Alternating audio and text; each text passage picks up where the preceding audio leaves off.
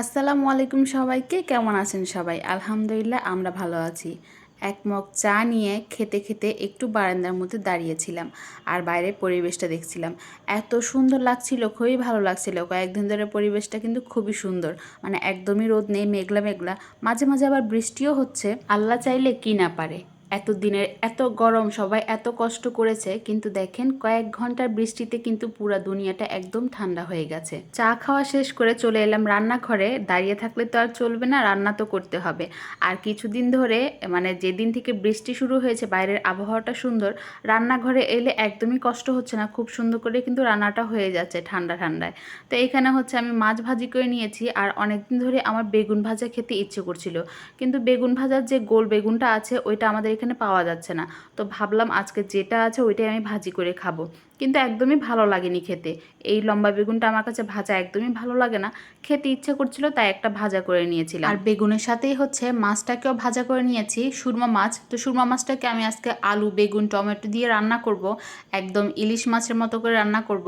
যেদিন থেকে বলেছি সুরমা মাছটা খেতে ভালো লাগে, ইলিশ মাছের মতো লাগে, সেদিন থেকে আমার হাজবেন্ড এই মাছটাই মানে প্রায় নিয়ে আসে। এটা ছাড়া মনে হয় যেন এখন একদম অন্য কোনো মাছ দেখেই না। কথা বলতে বলতে আমি কিন্তু মশলাটাকে কষিয়ে নিয়েছি, এখন আলুটাকেও দিয়ে দিলাম, কারণ বেগুন তো নরম, তো বেগুনের আগে আলুটাকে একটু কষিয়ে নিলাম।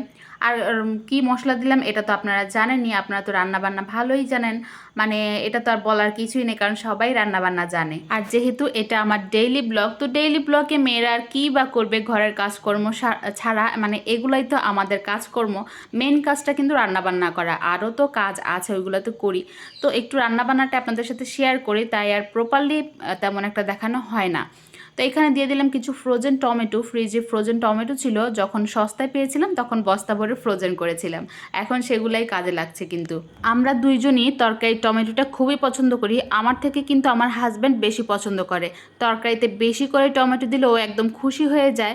আর আমি টমেটোর মাঝখানে বীজটা ফেলে দেই না, ফেলে দিলে কি হয়, তরকারিটা একদমই টক টক হয় না। মানে যদি টমেটো দেই টক না হয় তাহলে তো ভালো লাগে না। অনেকে আবার মাঝখানে বীজটা কিন্তু ফেলে দেয়, খেতে চায় না। তো এখানে কিন্তু আমার রান্নাটা প্রায় হয়ে গেছে, লবণটাও চেক করে নেব। আর এখানে ওই যে কয়েকদিন আগে করলা এনেছিল, তো করলাটাকে ভাজি করে নিচ্ছি, আলু দিয়ে একটু লবণ হলুদ দিয়ে ভাজি করে নিচ্ছি। করলা ভাজি তো খুবই ভালো লাগে খেতে, মানে রান্নাও ভালো লাগে, মানে ভাজিও ভালো লাগে। আর ওইখানে হচ্ছে আমার তরকারিতে একটু লবণটা কম হয়েছিল, তাই একটু লবণ দিয়ে দিলাম, লবণ দিয়ে ঢাকনা দিয়ে ঢেকে দিলাম। তরকারি রান্না শেষ।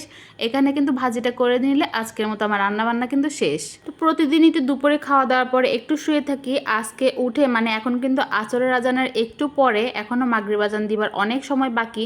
বাইরের অবস্থাটা খুবই খারাপ, মানে যে কোনো মুহূর্তে কিন্তু বৃষ্টি নেমে যাবে।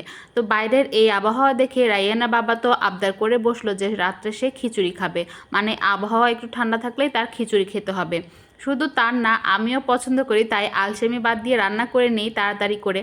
তো আমার কিন্তু রান্নাটা শেষ, একদম নরম নরম খিচুড়ি। আমি চেয়েছিলাম একদম পাতলা খিচুড়ি খেতে, কিন্তু সে আবার পছন্দ করে না ওইটা, সে আবার এই টাইপের খিচুড়িটা পছন্দ করে। তাই সবার পছন্দের কথা মাথায় রেখে এই টাইপের খিচুড়ি রান্না করে নিলাম। সাথে আছে একটু আচার, আর সালাদ তো তেমন কিছুই নেই, একটু পেঁয়াজ কেটে নিয়েছি আর একটা সিদ্ধ ডিম। ব্যাস, খিচুড়ি প্লেটার কিন্তু রেডি। আজকের মতো ভিডিওটা এখানে শেষ করছি। আল্লাহ হাফেজ।